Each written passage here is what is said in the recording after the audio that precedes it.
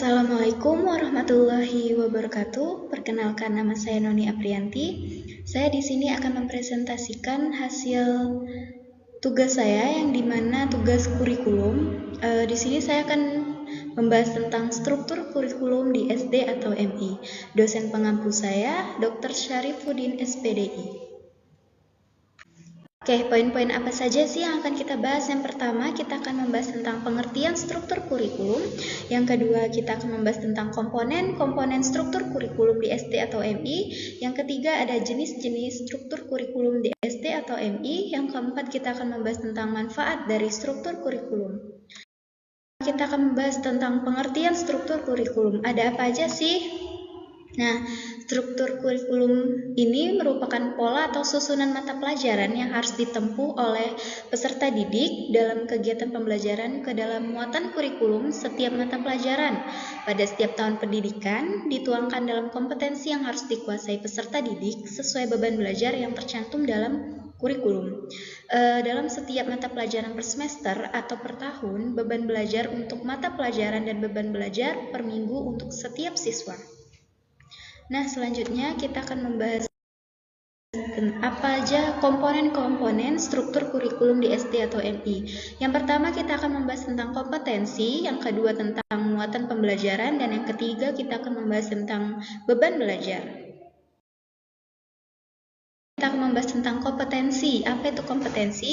Kompetensi yang dimaksud pada ayat 1 pasal 5 merupakan kesatuan sikap, keterampilan, dan pengetahuan yang menunjukkan kemampuan peserta didik sebagai hasil dari proses pembelajaran. Nah, ini ada kompetensi yang pertama, kompetensi sikap, yang dimana kemampuan untuk menunjukkan sikap yang positif, seperti disiplin, tanggung jawab, dan kerjasama. Yang kedua ada kompetensi pengetahuan, yaitu untuk memahami dan mengaplikasikan pengetahuan yang diperoleh siswa untuk proses pembelajaran. Yang ketiga adalah kompetensi keterampilan, adalah kemampuan untuk mengerjakan tugas atau dengan tugas-tugas yang berbicara, menulis, dan selanjutnya. Contoh dari yang kompetensi sikap yang pertama tadi, yang pertama ada sikap disiplin, tanggung jawab dalam mengerjakan tugas sekolah. Yang kedua sikap kerjasama dan kepedulian terhadap orang lain. Yang kedua contohnya kompetensi pengetahuan, ada yang pertama memahami struktur kalimat pada pembelajaran bahasa Indonesia, yang kedua memahami dalam menghitung tambah, kurang, dan menghitung penjumlahan serta diaplikasikan di kehidupan kita. Yang ketiga ada kompetensi keterampilan, yaitu yang pertama contohnya berbicara dengan jelas dan efektif. Yang kedua ada menulis cerita atau menggambar. Kita akan membahas tentang muatan pembelajaran. Muatan pembelajaran sebagaimana dimaksud pada ayat 1 pasal 5 merupakan susunan materi, isi yang disampaikan pada proses pembelajaran mencakup sikap, keterampilan, dan pengetahuan yang diharapkan dikuasai oleh setiap peserta didik sesuai dengan kebutuhan pelajar. Yang pertama ada muatan pembelajaran materi, adalah materi atau isi yang disampaikan guru untuk kepada siswa apa yang akan dicapai dalam kompetensi ini, yaitu berupa pengetahuannya, keterampilannya, dan sikapnya.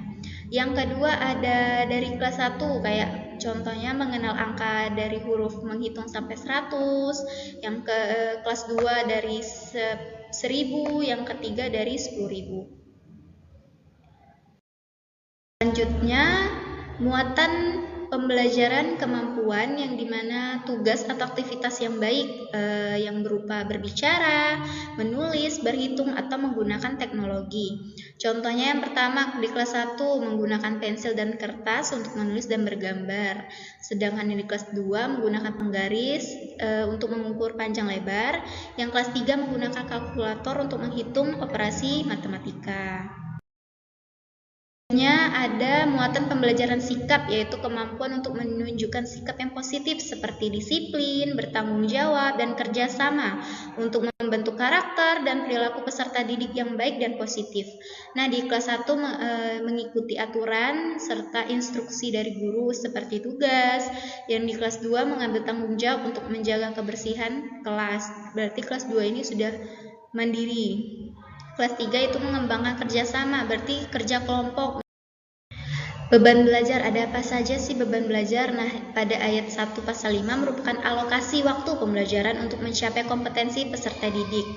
Yang pertama akan bahas tentang beban belajar psikomotorik, adalah belajar yang berfokus pada pemberian keterampilan dan kemampuan bergerak saat melakukan aktivitas pembelajaran. Contohnya melakukan kegiatan olahraga fisik untuk meningkatkan kemampuan bergerak. Yang kedua, mengerjakan tugas yang memerlukan bergerak seperti menulis cerita. Ada beban belajar kognitif, yaitu berfokus pada pengetahuan dan pemahaman konsep kognitif seperti kemampuan untuk menganalisis dan mengevaluasi informasi. Contohnya mengembangkan kemampuan berpikir kritis, berpikir kreatif, dan menganalisis serta mengevaluasi informasi yang didapat oleh siswa. Selanjutnya ada beban belajar afektif, yaitu beban yang berfokus pada pemberian pengalaman seperti kemampuan untuk mengungkapkan emosi, untuk berinteraksi dengan sesama teman atau berinteraksi dengan guru. Contohnya mengikuti kegiatan diskusi atau debat berinteraksi dengan orang lain seperti teman sebaya. Yang kedua, mengerjakan tugas dan memerlukan kemampuan untuk mengelola emosi seperti menulis dan membuat presentasi serta menceritakan dongeng. Selanjutnya ada jenis-jenis struktur kurikulum di SD atau MI. Yang pertama ada struktur kurikulum berbasis kompetensi, yang dimana tujuan pembelajaran ini jelas dan materi pembelajaran disusun secara sistematis.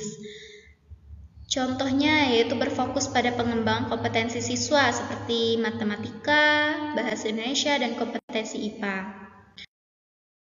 Yang kedua, struktur kurikulum terpadu, yaitu berbagai bidang studi dalam satu kurikulum dengan tujuan pembelajaran yang jelas dan materi pembelajaran yang disusun secara sistematis.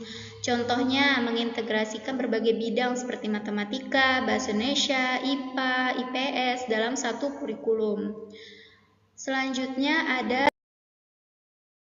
struktur kurikulum berbasis teks, yaitu berfokus pada pengembangan keterampilan siswa dalam membaca, menulis, berbicara melalui teks yang relevan dan kehidupan nyata. Contohnya berfokus pada pengembangan keterampilan siswa dalam membaca, menulis, dan berbicara melalui teks seperti teks matematika, bahasa Indonesia, dan yang lainnya. Manfaat dari struktur kurikulum ini yang pertama meningkatkan efektivitas pembelajaran, yang dimana siswa dapat memahami materi pembelajaran dengan lebih baik. Yang kedua, meningkatkan kualitas pembelajaran, yang dimana siswa dapat mengembangkan kemampuan dan keterampilan yang lebih baik lagi dalam kualitas pembelajaran. Yang ketiga, meningkatkan kemampuan siswa yang bagaimana? Yang dimana siswa dapat mengembangkan kemampuan berpikir kritisnya, kreatif, keterampilan berkomunikasi, dan keterampilan bekerja sama antara teman sebayanya. Yang keempat, meningkatkan motivasi siswa, yang dimana siswa termotivasi dalam belajar dan tertarik untuk belajar. Yang kelima, meningkatkan keterampilan guru dalam mengajar, lebih percaya diri dan lebih efektif dalam mengajarnya, serta banyaknya metode atau teknik yang digunakan guru supaya siswa ini dapat termotivasi dan juga guru dapat banyak keterampilan mengajarnya. Kesimpulannya itu adalah mengembangkan kemampuan siswa, meningkatkan kualitas siswa dalam pembelajaran, mengembangkan pembelajaran, serta meningkatkan kesadaran dan memberikan penghargaan kepada setiap siswa agar mereka lebih semangat belajar dalam apapun yang mereka temui, bahasa Indonesia atau matematika, dan bisa memberikan siswa untuk berpikir kritis, kreatif dalam melaksanakan pembelajaran dan dalam membuat tugas. Banyak pemikiran kreatif dan kritis itu di sekolah dan mampu mengembang komunikasi dengan bekerja sama yang baik serta komunikasi yang kepada kedua orang tua, keluarga, guru, dan teman sebayanya. Dan juga siswa lebih percaya diri dalam berkomunikasi dengan temannya atau dengan presentasi ke depan. Jadi ini sangat membantu siswa dalam mengembangkan berpikir kritisnya dan hal lainnya. Oke, terima kasih.